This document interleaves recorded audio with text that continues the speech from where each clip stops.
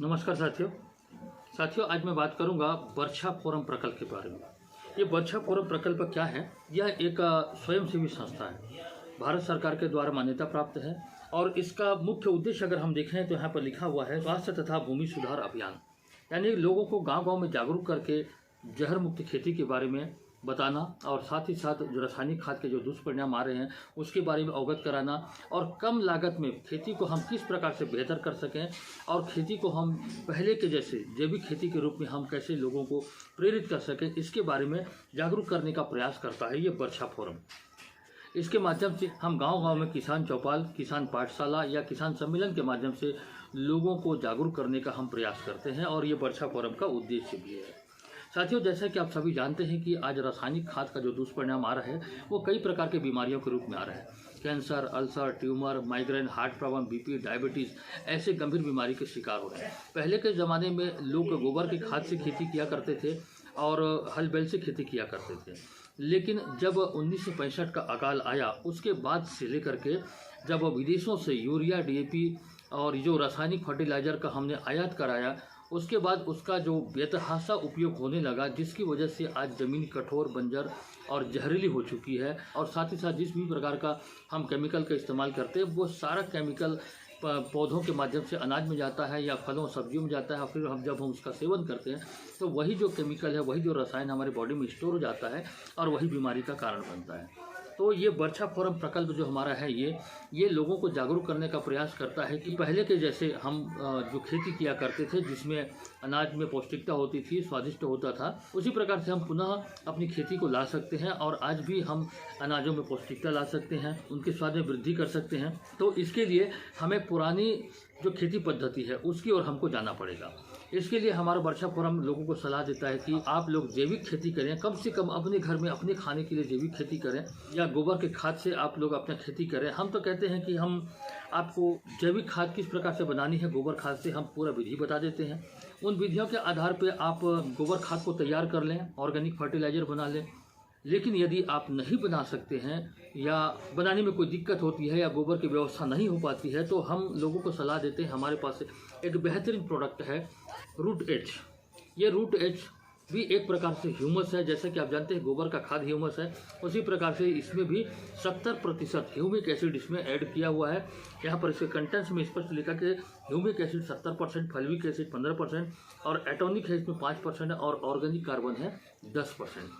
अगर हम इसका इस्तेमाल खेतों में करते हैं तो बहुत ही बेहतरीन बेनिफिट होता है। जिस प्रकार से गोबर के खाद से बेनिफिट होता है उसी प्रकार से इस रूट एच से भी वो बेनिफिट आपको प्राप्त हो सकता है। ये 500 ग्राम की मात्रा में उपलब्ध है और एमआरपी की अगर हम बात करें तो मात्र 600 रुपया और ये आपका कंप्लीट होता है 1 एकड़ के लिए, यानी कि 500 ग्राम को आप 1 एकड़ में प्रयोग कर सकते हैं।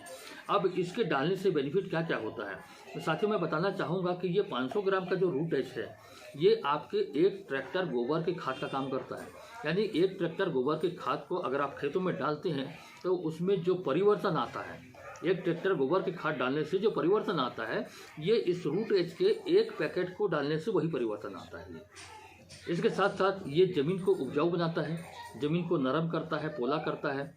ज़मीन जब नरम होता है, मुलायम हो जाता है, पोला होता है तो जो पौधे की जो जड़ें हैं वो गहराई तक जाती हैं और जब गहराई तक जाती है तो ज़्यादा मात्रा में खनिज लवण अवशोषित करता है। इसके साथ साथ जब जड़ें गहराई तक जाती हैं तो मिट्टी के साथ उसका पकड़ अच्छा होता है, तो किसी भी प्रकार का आंधी तूफान से पौधा गिरता नहीं है। अगला जो बेनिफिट होता है ये सफ़ेद जड़ों की संख्या में वृद्धि करता है।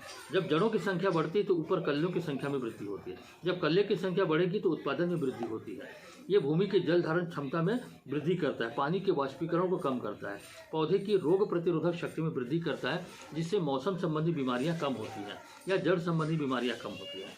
ये मिट्टी के पीएच को संतुलित करता है, साथ ही साथ उत्पादन में वृद्धि करता है और ये हर प्रकार के फसल के लिए अनुकूल है, चाहे चना हो, गेहूँ हो, बाजरा हो या कोई सब्जी भाजी हो या यदि आप कोई फुलवारी का काम करते हैं, फूल वगैरह खेती करते हैं तो उसके लिए भी बहुत बेहतर होता है ये।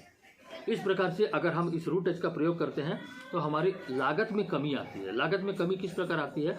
जब हम इस रूट एच का इस्तेमाल करते हैं तो जो केमिकल फर्टिलाइज़र हम लोग डाल रहे हैं, यूरिया, डीएपी वगैरह डाल रहे हैं, तो उसकी मात्रा को कम करना होता है। खैर एकदम से बंद नहीं करना है, लेकिन धीरे धीरे करके उसको कम करते जाना है। यदि पहले साल में अगर आप रूट एच का प्रयोग कर रहे हैं तो आप जो यूरिया डीएपी डालते हैं उसको 30% कम कर दें।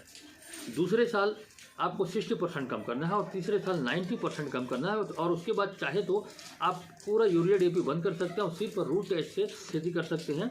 आपको किसी भी प्रकार के रासायनिक खाद डालने की आवश्यकता नहीं है। फिर देखिएगा आपकी जो ज़मीन है वो 50 साल पहले हमारे बुजुर्गों ने जो हमको ज़मीन दिया हुआ था वो ज़मीन ला करके खड़ा कर देगा। आज ज़मीन जहरीला हो चुका है, ज़मीन में आज केचुए गायब हो चुके हैं क्योंकि ज़मीन के ऊपरी भाग में पूरा जहर डाल दिया है। तो इसके प्रयोग से धीरे धीरे करके केचुआ, सीप, घोंघा भी आने लग जाएगा और फसल जो आएगा वो जैविक फसल आएगा, पौष्टिक आएगा वो और स्वादिष्ट आएगा। इस प्रकार से इसके प्रयोग से अनाज के जो दाने वजनदार और चमकदार आते हैं, बालियों की लंबाई अच्छी आती है और कम लागत में जो बेहतर खेती हम कहते हैं। तो ज़मीन के नरम हो जाने से क्या होता है, ट्रैक्टर के माध्यम से जो जुताई करते हैं उसमें टाइमिंग में कमी आएगी।